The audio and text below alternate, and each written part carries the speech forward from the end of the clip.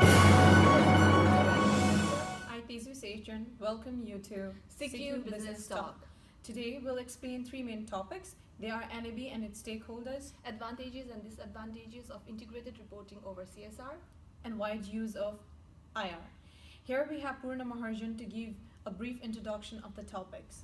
And integrated reporting is a strategic and future-oriented communication about how organizations draw on the different resources and relationships available to them. CSR is an approach by an organization which contributes towards social development by giving social, economic, and environmental benefits to all the stakeholders, which leads to National Bank of Australia intake on corporate responsibility can be seen to have high level of dedication and importance.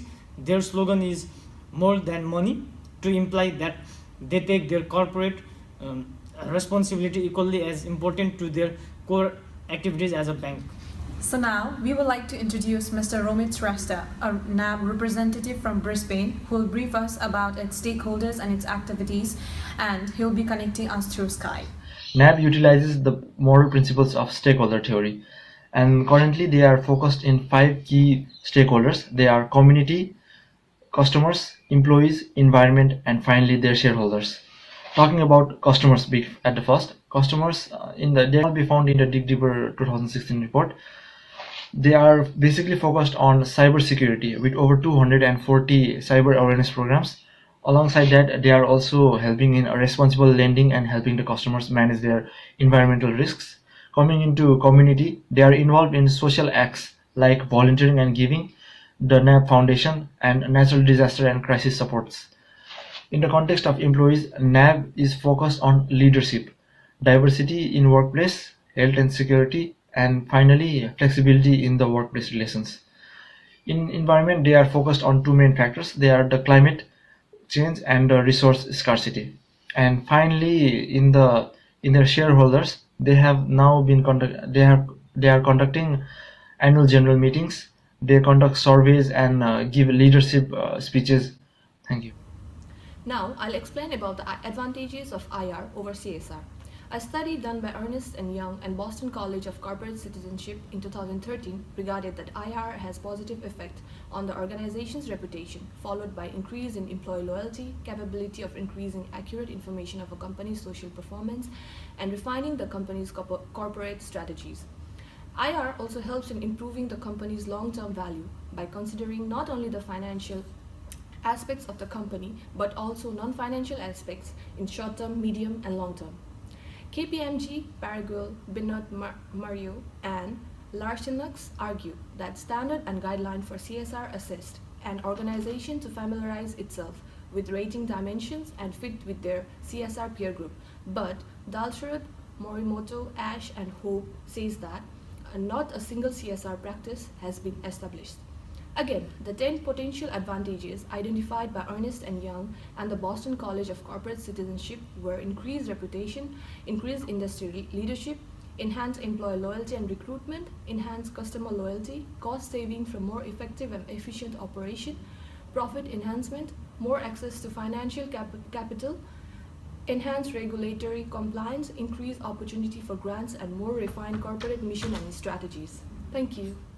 So the 5 potential disadvantages of IR as per the survey by Ernst & Young and Boston College of Corporate Citizenship were the cost for short-term and long-term reporting, availability of data, accuracy concerns, and completeness of information, and disclosure of proprietary information to competitors. On average, the author considers short-term reporting cost and about the accuracy and the fullness of the information as the foremost disadvantage related with IR. While comparing to CSR, IR focuses on capitals rather than stakeholders. IR has a higher level of customization and a lower level of comparability. IR vitally aims at reporting outcomes rather than on outputs. IR puts communications higher over holding organizations accountable, and it also privileges organizational over social responsibilities. One key area exists with regard to the comparisons between the IR and other forms of reporting. For instance, sustainability report and CSR is that the replication must be avoided and that it should find a matching accommodations with those other reporting requirements if it is to take off. IRC should work with the other reporting regulators and settle out my obstacle, which could be a barrier to adopting IR. Thank you. Now, talking about wide uses of IR, the IIRC states that IR combines together the material information about a company's strategy, governance, performance, and prospects in a way that it reflects commercial, social, and environmental surroundings within which it operates. IR underlines the relation between financial and non-financial value drivers and organizational aim and shows potential problems. While IR should be the primary reporting medium, organizations should add only the most important information, and also they can explain detailed stakeholder needs in another additional reports. Thank you. Now I want to conclude that according to NAB's IR activities for its stakeholders and different theories and articles that we have gone through the peer review paper, NAB has made an integrated report which include all of its activities and the important information about the company, as well as they have prepared another report, Dig Deeper Report 2016, in which they have explained all of their major activities they have done for their stakeholders. In case of NAB, a focus on the organizational overview and business model, operating context, strategic context, governance, performance, as well as the future outlook enable it to differentiate its ethical position from other banks and maintain its reputation as a leader within its own sectors.